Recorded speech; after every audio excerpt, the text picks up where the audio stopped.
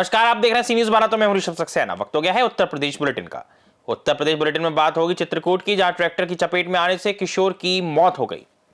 साथ ही बात होगी प्रतापगढ़ की, जहां उपाध्यपुर गांव में बीती रात चोरों ने 3 घरों को निशाना बनाते हुए लाखों रुपए की चोरी की वारदात को अंजाम दिया। ऐसी तमाम खबरों की विस्तार से चर्चा करेंगे इस बुलेटिन में।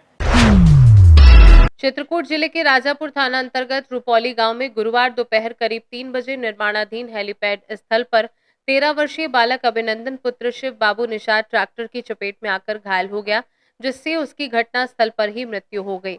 बालक छुट्टी के बाद अपने भाई को बस्ता देकर स्कूल के पास हेलीपैड स्थल पर गया था।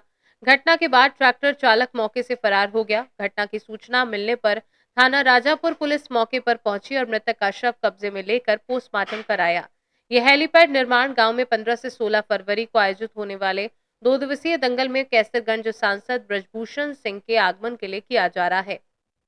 ठीक, कैसे मौत होगी बच्चे की? उसका ट्रैक्टर से हुआ। क्या कर रहा था, कैसे हुई मौत? अरे उसमें सफाई कर रहा था हवाई जहाज उतरने के लिए, तब वो बच्चा सही छुट्टी से आया तब बाइक दे दिया भाई को। अब वहीं पे वो ड्राइवर बुला लिया, बोला इसमें बैठ जाओ। उसमें बैठा तब ब्रेक व्रेक मारा, तब वो आगे जाके उसी में चपेट में आ गया और फिर ड्राइवर भाग गया। कौन गांव की घटना है? ये रुपौली गाँव का है। रुपौली थाना राजापुर। कब की घटना है ये? ये कल का है। कितने बजे? 3:30 बजे। क्या नाम था बच्चे का? अभिनंदन उर्फ सनी। सनी। पिता का नाम क्या था? शिव बाबू। शिव बाबू। उम्र क्या थी अभिनंदन की हाँ? 13 साल। 13 साल। क्या नाम है आपका? मेरा नाम शिवाकांत। शिवकांत। घटना स्थल पर मौत हो गई थी कि मतलब जैसे घटना हुआ ना, थोड़ी देर मतलब वो हुआ, फिर इसके बाद उसका डेथ हो गया। कहाँ ले गए थे? कहीं नहीं ले गए थे हम, वहाँ पे कोई था ही नहीं। क्या नाम है आपका? मेरा नाम शिवाकांत। कौन था आपका? मेरा भतीजा था। चित्रकूट से सीनू संवाददाता रोहित कुमार सिंह की रिपोर्ट।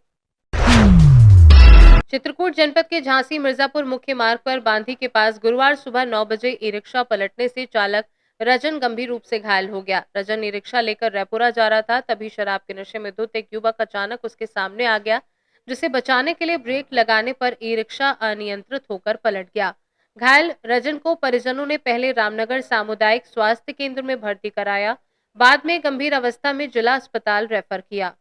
घटना हुआ है जो रिक्शा चलावत रहे, तो रिक्शा चलावन में गदेल एक दारू पिए रहा। वो दारू वो गदेल ने कहिस कि ए रुक, ये रोक दे। और जस रोके नहीं तो ना हाँ अभी अच्छा, रिक्शा के साथ काहे पैदल था कि? नहीं, वो पैदल रहे, इसी गई चलावत रहे। तो फिर क्या हुआ? तो फिर वो बच गया, ये रिक्शा पलट गया। पखौरे से कहाँ पर घटना हुई है? बांधी के रामाकोल के बीच के नाम। रायपुरा थाना क्षेत्र में। हाँ तो रामनगर से रेफर हुए हैं? हाँ। क्या नाम है इनका? भजन रजन।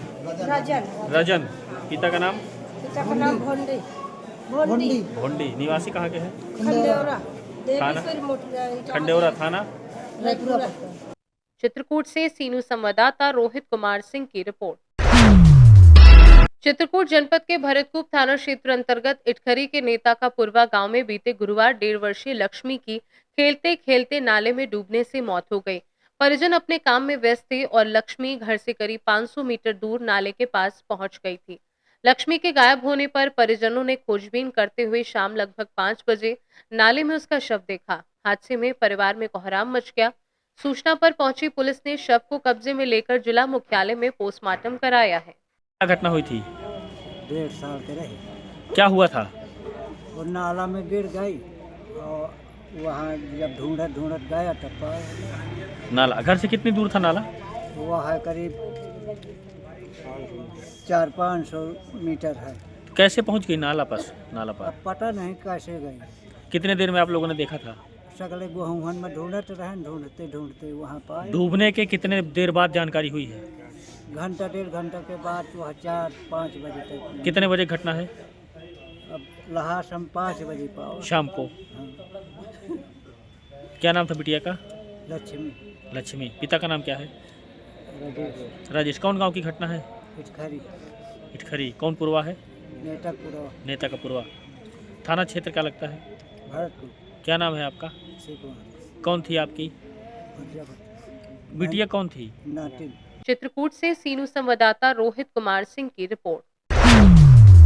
पट्टी कोतवाली क्षेत्र के उपाध्यायपुर गांव में बीती रात अज्ञात चोरों ने 3 घरों को निशाना बनाते हुए लाखों रुपए की चोरी की वारदात को अंजाम दिया।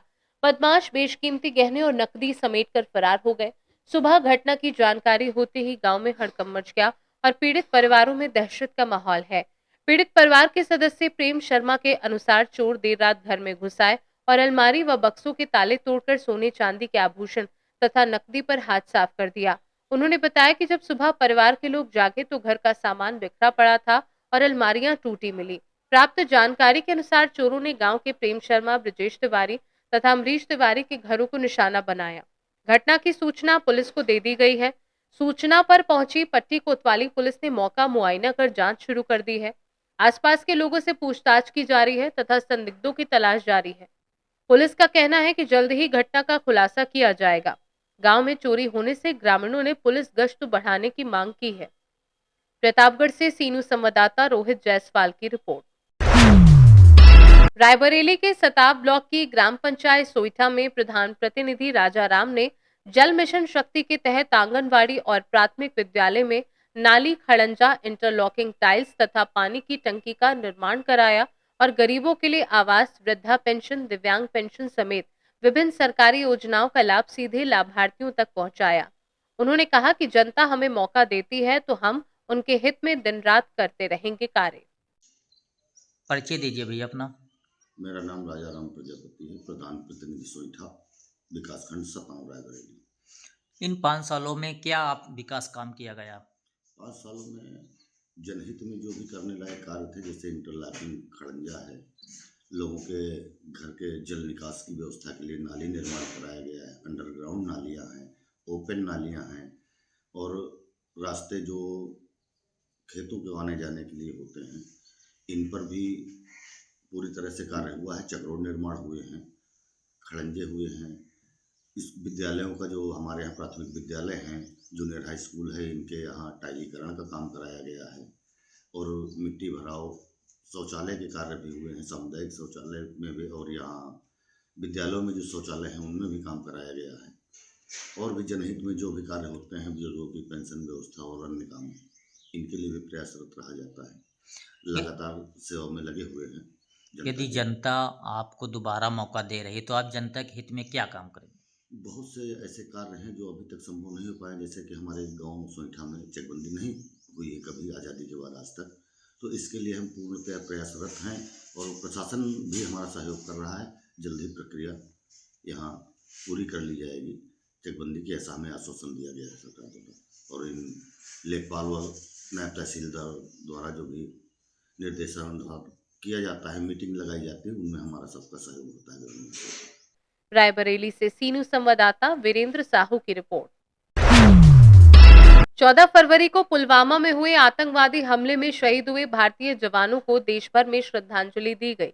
इसी क्रम में बसंती देवी ग्लोबल स्कूल में प्रधानाचार्य, शिक्षक एवं छात्र छात्राओं ने अमर जवान की समाधि पर कैंडल जलाकर उन्हें नमन किया और भावपूर्ण श्रद्धांजलि अर्पित की। इस दौरान सभी शिक्षक और छात्र छात्राएं देश के लिए अपने प्राणों की आहुति देने वाले शहीदों को याद करते हुए भावुक नजर आए। सिकंदराबाद से सीनू संवाददाता कृष्णवीर सिंह की रिपोर्ट। फिलहाल के लिए बुलेटिन में इतना ही। देश और दुनिया की तमाम खबरों के लिए देखते रहिए सी न्यूज़ भारत।